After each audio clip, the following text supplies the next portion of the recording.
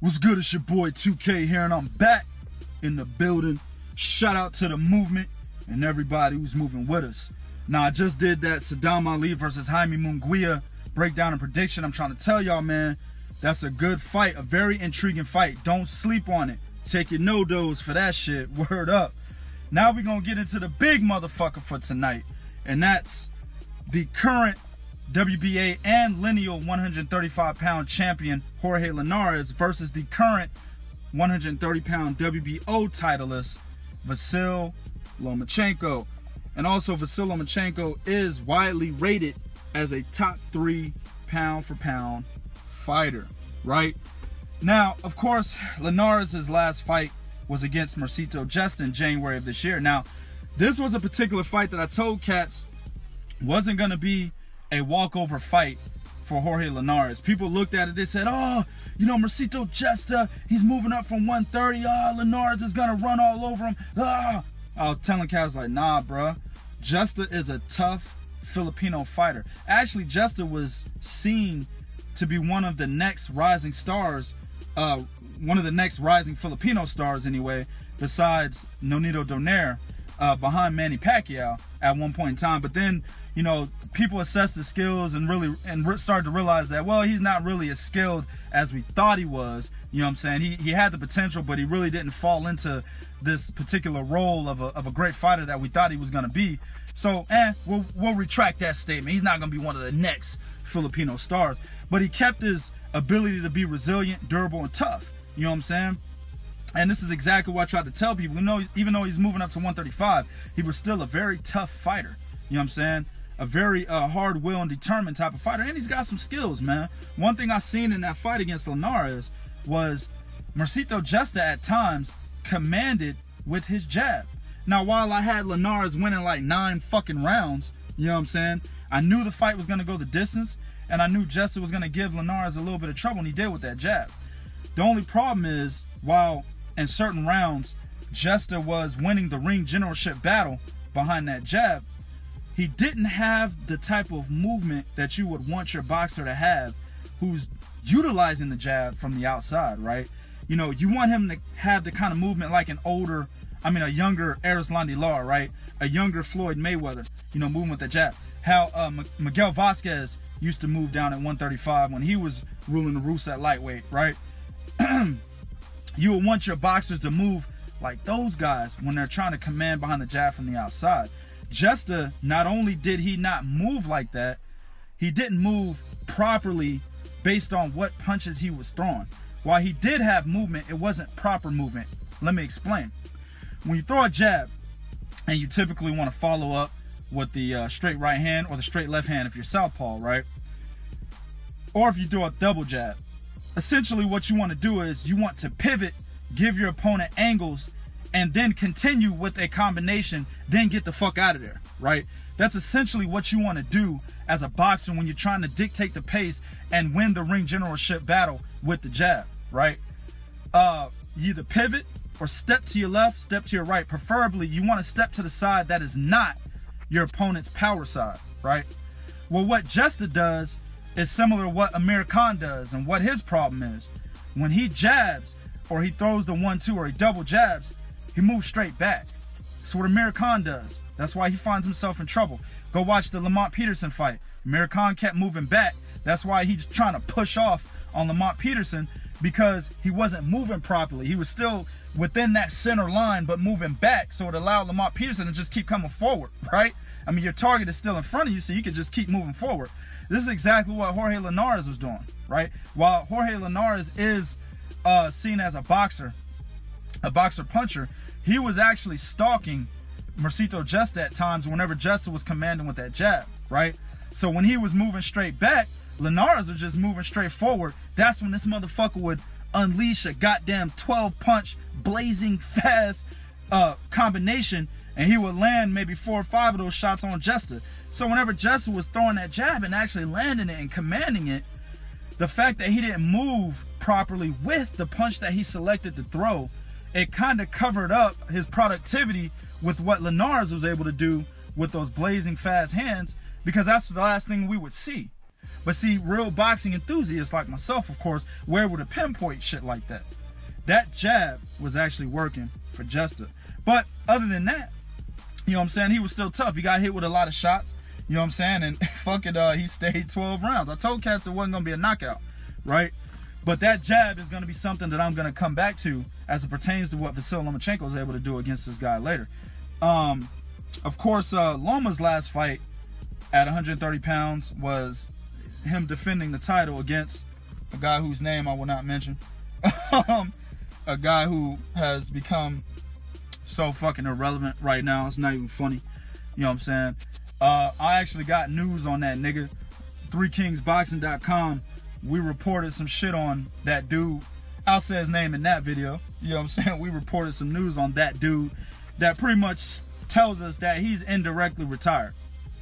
But that was his last fight. Of course, it was a complete wash, an embarrassment to the sport. Not what Vasyl Lomachenko was able to do, but what his opponent ultimately ended up doing. A big embarrassment. That fight was billed as one of the biggest fights in boxing, period. A lot of motherfuckers were saying it was one of the biggest fights in boxing, period. You know, I even said that it was the biggest fight of 2017. I said it was the biggest fight of 2017, right? You had a lot of casual fans tuning into boxing that night because the fight was on ESPN. That fight actually did over 2 million views. You know what I'm saying? It was the second most watched fight on ESPN in 2017 behind Manny Pacquiao and Jeff Horn. So you got over 2 million views. You got the second most watched fight that year, and it ended the way it ended because his fucking opponent didn't have the heart, will, and determination to continue because he felt like he was being embarrassed.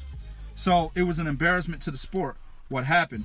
But, and on my end, right, a lot of other boxing enthusiasts and fans and cats that claim to be boxing enthusiasts that somewhat cover the sport, you know, they just kind of seem like, hey, we already knew this was going to happen. I'm not giving Vasyl Lomachenko no credit. Fuck that. I give him full credit. You know what I'm saying? It's the other guy's fault that he quit the way he did. So I give Vasyl Lomachenko full credit. You know what I'm saying? It was the best win on his resume. I don't care if that guy moved up from 122. He called for that fucking fight. He kept trolling Vasyl Lomachenko all over Twitter, calling for that fight. So he got his wish. He made the decision to move up. You know what I'm saying? He could have denied that decision, still stayed at 122 fighting other cats, but he made the decision as well as he asked for that fight. That's his motherfucking fault. So I give Vasyl Lomachenko full credit. Best win on his resume, coming off his best win of his resume. He will be in another big fight tonight. I believe this is going to be his 12th fight. Now, a lot of people have Vasyl Lomachenko as the #1 pound-for-pound guy in boxing. I still have Terrence Crawford there. I believe, you know, I was talking to my man Willie the Kid on the podcast that we have. And also, if you haven't checked that out, check out 3kingsboxing.com, the website. Also, check out 3 Kings Boxing on YouTube. We have our podcast on our YouTube channel every Wednesday night. Go check that shit out. But this past Wednesday, we talked about these fights. And my man Willie the Kid was kind of grilling me on telling him who my my pound-for-pound list is, or who's on my pound-for-pound list, right? I only give y'all like 3. I definitely have Crawford, I definitely have Naoya Inoue, and I definitely have Vasyl Lomachenko, right? Of course, if Vasyl Lomachenko beats Jorge Linares tonight, this will be his 3rd title in 3 weight classes. But Naoya Inoue will be doing the same thing 2 weeks from now on May 25th, as he's already moved up to 118 pounds to fight WBA champion Jamie McDonald.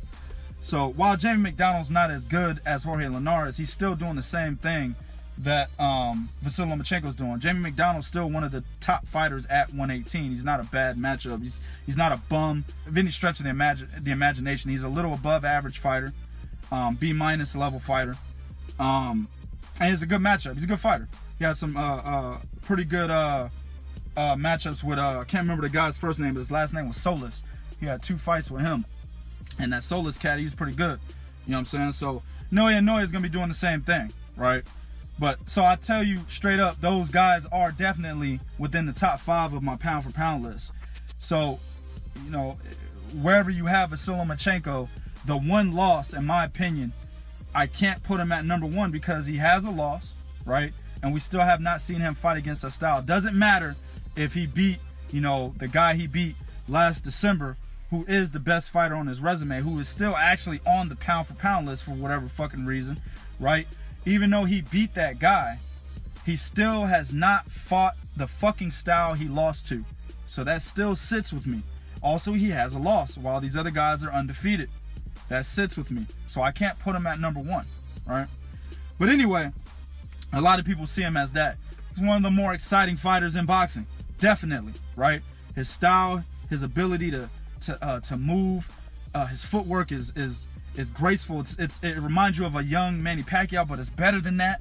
You know what I'm saying? His sheer volume, while he doesn't really have the kind of power to knock niggas out, the fucking volume he has, and the fact that nobody can hit him, and the kind of techniques that he does in the ring where he'll knock your glove down, you know what I'm saying, while you're sitting there in a position of defense, this nigga will knock your glove down and then come over the top with his other hand to hit you in that spot where he knocked the glove down.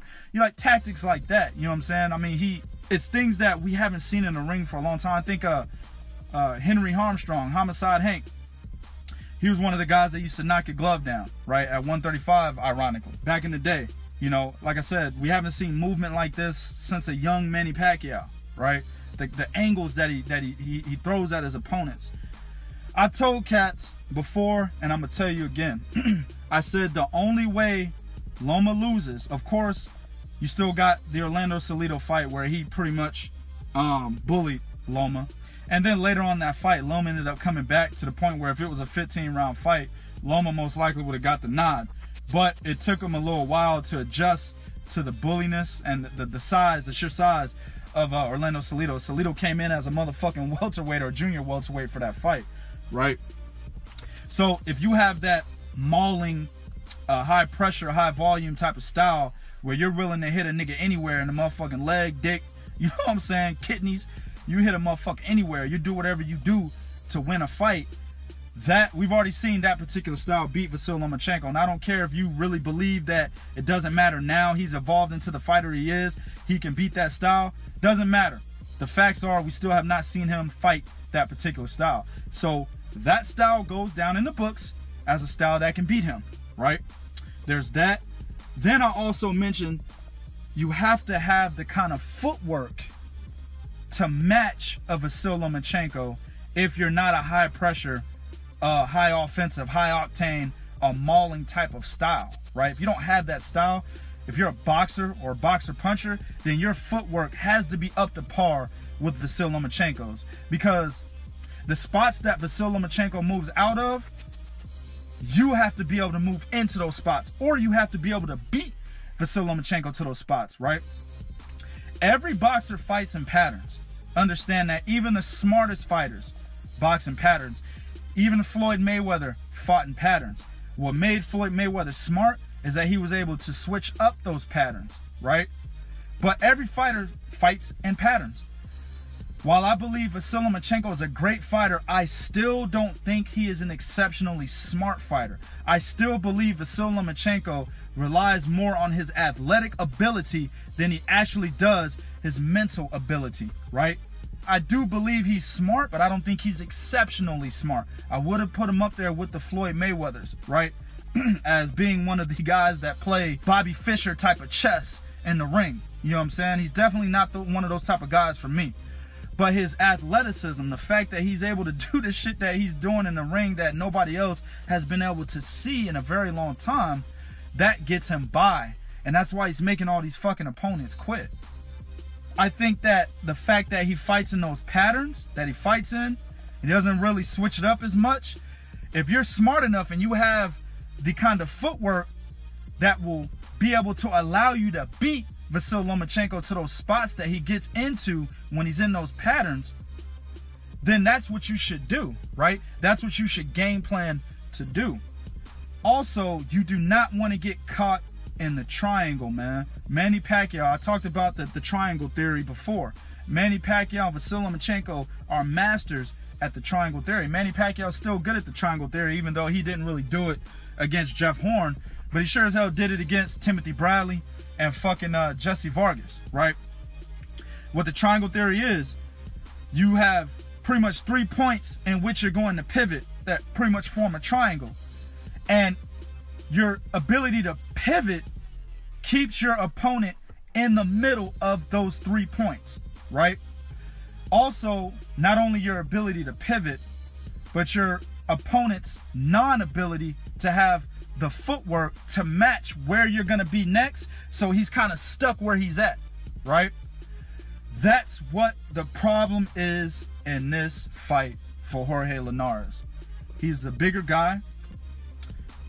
He's got some strong punches, you know what I'm saying? He can hurt you when he gets off, right? Very fucking fast. Blazing hand speed. I seen this motherfucker train. I'm just like, God damn, dog, you can't even see the punches coming.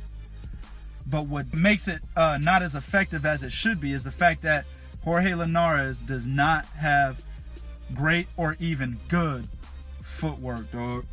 And that's going to be the difference in this fight.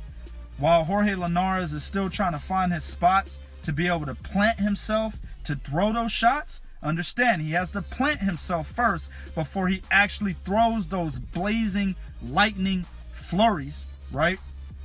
Before he finds his spot to be able to plant himself, Vasyl Lomachenko is already moving. He's already moved to the next point of the triangle. And as he's moving, he's throwing punches, fam.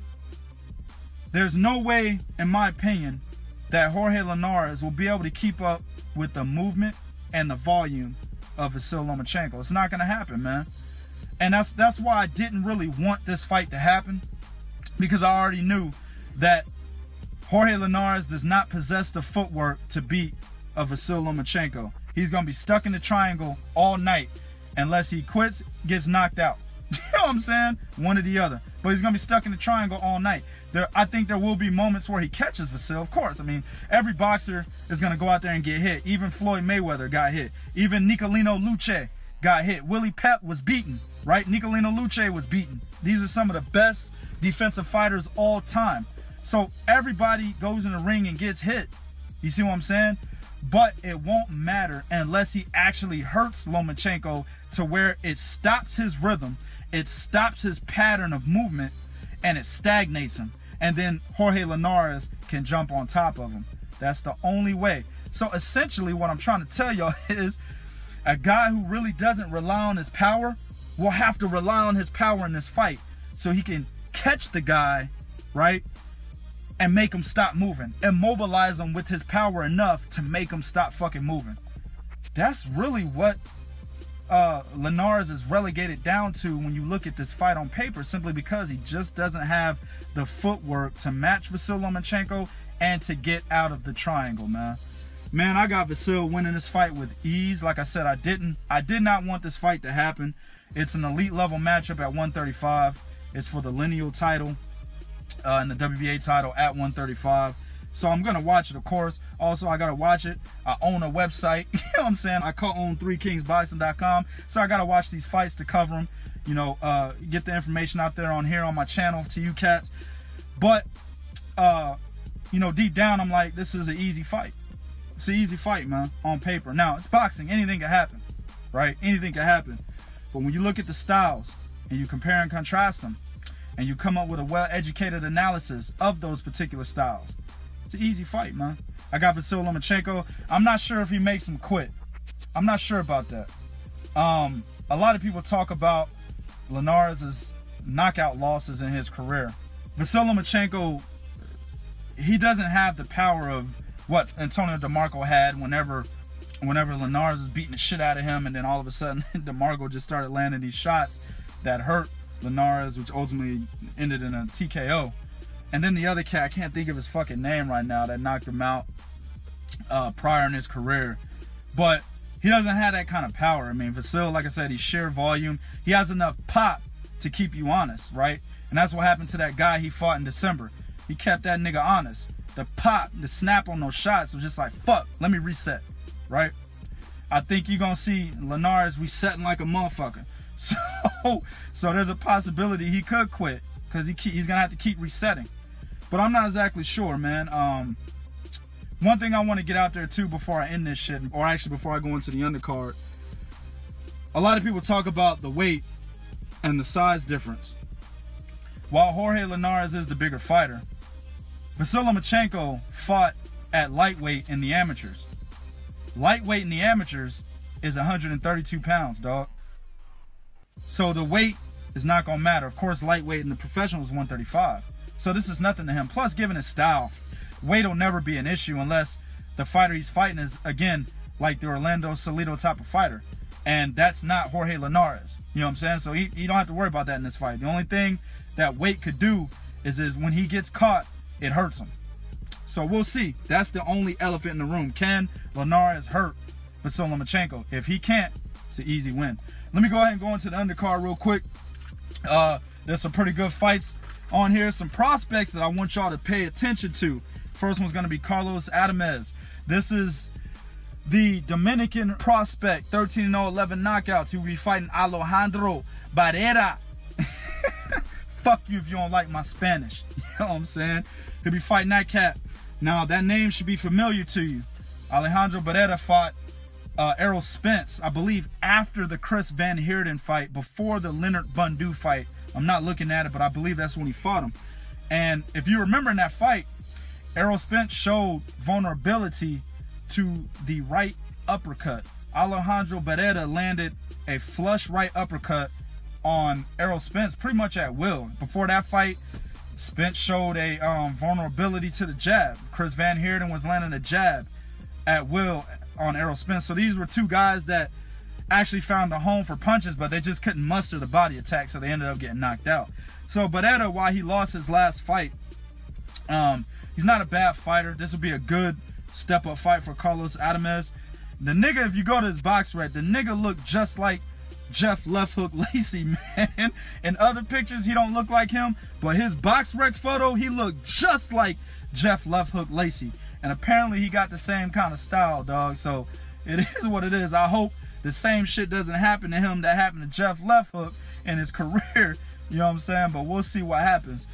Also, you got Teofimo Lopez, man, one of the rising stars in boxing, along with cats like Ryan Garcia. He's currently 8-0 with 6 knockouts.